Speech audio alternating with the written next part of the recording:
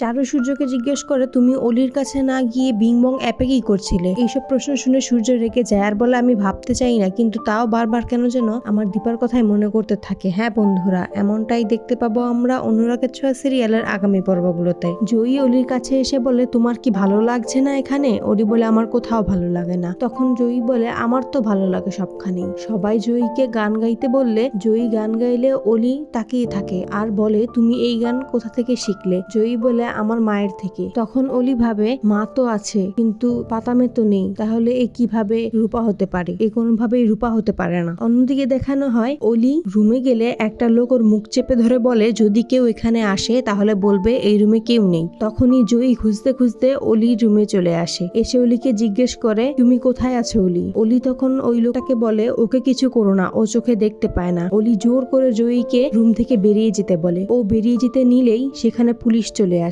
Police এসে চারপাশ খুঁজে কাউকেই পায় না। অন্যদিকে দীপার জ্ঞান ফিরে আসলে সোনারূপার কথাই ভাবতে থাকে। জয়ী কৌশলে চোরকে পুলিশের কাছে ধরিয়ে দেয়। তখন সূর্যর কথা শুনলে জয়ী আগের কথা মনে করতে থাকে আর রুমে যেতে চায়। সূর্য কথা বলতে চাইলে জয়ী ইগনোর করে ম্যামকে বলে, আমি বাড়ি যেতে চাই ম্যাম। জয়ীকে গাড়িতে উঠিয়ে দিতে গেলে সূর্য সেখানে গিয়ে বলে, তোমার অনেক সাহস আছে, তোমার মা বাবা তোমাকে খুব ভালো করেই মানুষ করেছে। তখন জয়ী বলে, আমার বাবা নয়, আমার মা, আর আমি আমার মায়ের মতন। তো বন্ধুরা, সকল সিরিয়ালের সকল আপডেট আগে পেতে আমাদের চ্যানেলটি সাবস্ক্রাইব করে পাশে থাকুন। ধন্যবাদ।